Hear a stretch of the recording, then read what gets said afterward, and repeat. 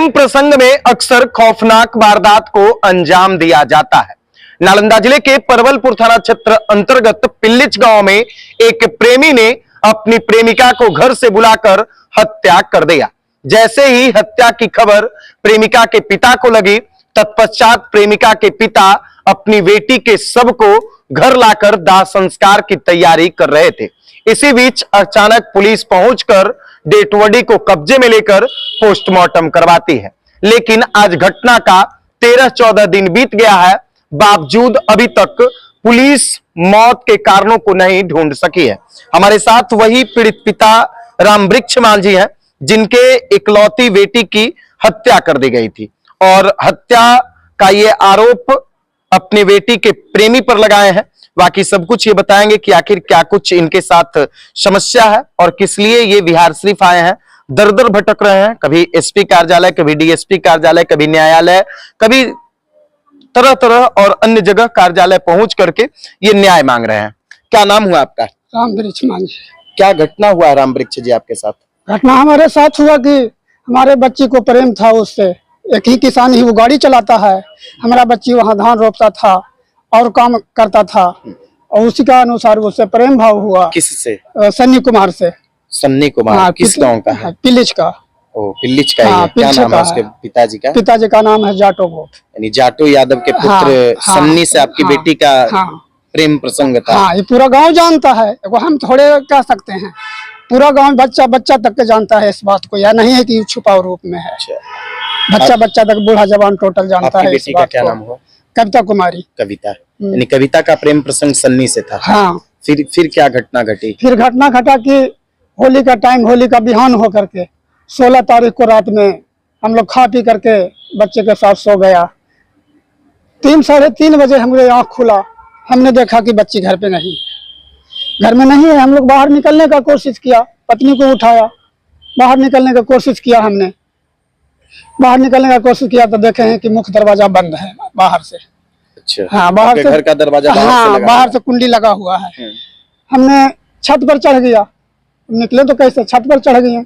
छत पर चढ़ करके हम बाहर गली में ताक रहा था कि कोई आदमी निकले, कि लैट्रिन बाथरूम का टाइम होल था, हम तो कोई ना कोई तो निकलवे करेगा।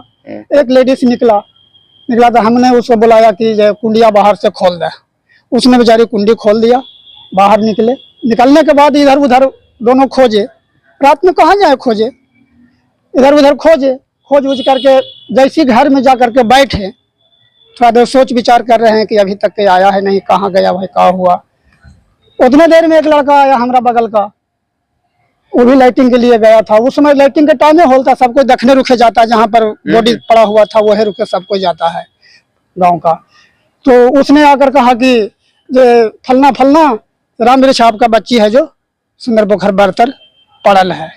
वो नहीं कहा कि मरल है या कहा है, उसने कहा कि पड़ा हुआ है। हमने वहां पर गया वहां पर, उसके बाद देखते हैं कि उसका सांसें चल रहा है। सांसें चल रहा था। हमने 2-4 आदमी को बुला करके हमने कहा चलो इसको ले चलो, थोड़ा इलाज कराएंगे। घर पर जैसा ही लाया वैसा ही उसका पानी उनी मारे, उसके बाद उसका दम छूट गया। उसके बाद हमने सरपंच को फोन किया। बगले में घर है, सरपंच को फोन किया कि ऐसी ऐसी बात है, आप हमारा घर आइए। घर आए। उसके बाद वो प्रशासन को खबर किए। हमने उनसे पूछा कि क्या कहते हैं अभी इस चीज को, तो कहें कि रुको। प्रशासन को फोन किए, प्रशासन आ गए यहाँ पर। घर पे प्रशासन आए, जो ब्यौरा लिखना था वो लिखे, जो देखना था कि फांसी लगा हुआ है कि क्या है, लेकिन फांसी उसका नहीं था। फांसी उसका तगमा जो पहने हुआ था तवीज गला में, वो मजबूत तगमा था। इस साइड से तगमा को खींच दिया पकड़ के बस, और यहाँ से यहाँ तक के उसका दाग था, वो तगमे को खींच दिया। वो तो पोस्टमार्टम रिपोर्ट में क्लियर हो जाएगा। हाँ, तो वो खींच दिए, पड़ा हुआ था। वहां से हम लाया, प्रशासन आया, जो लिखना पढ़ना था जो लिख पढ़ करके पोस्टमार्टम के लिए भेज दिए। जहाँ बॉडी पड़ा हुआ था, सभी का गाड़ी प्रशासन का वहां पर आ गए, उस जगह पर आ गए। उस जगह से हम लोग का हुआ कि भेज दिए, हम लोग का बिहार शरीफ भेज दिए। उसके बाद गुंडा के कहने पर हमारा घर जाकर के पूरा तलाशी लिए, फिर यहाँ से पैदल जाकर गाड़ी यहीं पर रहा घटना स्थल पर। यहाँ से पैदल जा करके प्रशासन हमारा घर जा करके तलाशी लिया हमारे पीछे में। गुंडा लोग कहा कि इसके पास हथियार है, दारू है, शराब है। जा करके वहाँ इंक्वायरी किया हमारा पीछे में, मेरा पत्नी थी और कुछ परिवार लोग भी थे लेडीज। जा करके इंक्वायरी किया, किसी कोई चीज नहीं बरामद हुआ उसके से, सबका काला मुंह होकर के रह गया। इन लोग तो सोचा कि पति तो उसका चला गया है, लेडीज है, कुछ न कुछ तो जरूर मिलेगा, पर कुछ नहीं पाया। अच्छा, तो आप लोग नेम्ड FIR किए, नामजद FIR किए थाना में, किसका हाँ। किसका नाम दिया है? थाना में तो FIR नहीं है, थाना में उसी का नाम था। उसे किसी का तत्काल जानवे नहीं करते थे, तो किसका नाम दिया? जाटो यादव का पुत्र सन्नी का नाम है। हाँ, तो अभी तक सन्नी को गिरफ्तार नहीं किया गया? नहीं। कितना दिन हो गया आज घटना का? आज 13 दिन होने जा रहा है। 13 दिन हो गया है। हाँ। अभी तक नहीं अभी तक पकड़ाया तो है। कोई कार्रवाई नहीं है। तो आप SP ऑफिस भी गए थे, SP साहब से मिलने? SP ऑफिस सुनिए ना, हम जब यहाँ से पोस्टमार्टम करा करके हम गए, वहां पर गए, उसके बाद आंख डहन उसको हो गया, परवा हो गया। परवा हो गया, उसके बिहान होकर के दूध मुंह लगाने को था। चौकीदार के थ्रू फोन किए, बड़ा बाबू की आवेदन पहुंचा दो। हमने कहा सर ये आवेदन कल हम आकर के देंगे, आज क्योंकि इसका विधि विधान करना है, दूध मुंह लगाना है, आज भर हमें छुट्टी दीजिए, कल आकर आवेदन आपको हम देंगे। उसने बहुत हिट किए, ये आज देना है, जो क्रियाक्रम करना था वो हम बंद कर दिए। बंद करके आवेदन लिखवा करके हम उनके पास आवेदन लेकर परवलपुर पहुंचे। परवलपुर आवेदन लेकर पहुंचे, उसने कहा कि ये आवेदन बढ़िया नहीं है, किसने लिखा है उसे बुला कर लाओ। भला किसी ने आवेदन लिखेगा, हमारा गरीब आदमी का वो साथ में जाएगा, कैसे, किसका डर नहीं है। उसने बुलाया कि उसके बुला कर लाओ जो आवेदन लिखा है। हमने वहां पर वो आवेदन को दे दिए, हमने लेकर बिहार शरीफ चले आए। बिहार शरीफ चले आए, हम थे, पत्नी का बहन थी छोटा, यही 3 गो आदमी हम लोग बिहार शरीफ आए। बिहार शरीफ आए महिला थाना में, महिला थाना में आए तो वो कहीं कि ये तो परवलपुर थाना का आवेदन है, वह होगा। हमने वहां से फिर चले आए जिला अधिकारी के पास। अच्छा। जिला अधिकारी के पास आकर के हमने वो आवेदन दिया। हाँ, वो आवेदन दिखाए तो लोग, कुछ लोग कहीं कि तो थाना का है, जो इस पर जिला अधिकारी ऊपर में लिखवा दो। वही जिला अधिकारी उसी जगह लिखवा करके और DM साहब को हम वो आवेदन दिए, फॉरवर्ड किए। हाँ, DM साहब यहाँ से? हाँ, DM साहब को किए। उसके बाद SP साहब से भी मिलने के लिए थे, लेकिन वो चैम्बर में नहीं बैठ सके, 3 बज गया हम लोग को, नहीं बैठे। फिर हम लोग चले गए कि ठीक है कल होकर आएंगे। कल होकर कुछ ओझरा गए, इस चलते नहीं पहुंच पाए। वहां पर गए, यहाँ से गए तो हम लोग परवलपुर में गाड़ी नहीं मिला, पैदल हम जा रहे थे। तो अपना खंडा में पहुंचे, अपना इलाका में, तो बड़ा बाबू फोन किए कि आवेदन अभी तक के नहीं दे गया है, कहाँ हो? हम तो परवलपुर गए थे, हम आ रहे हैं।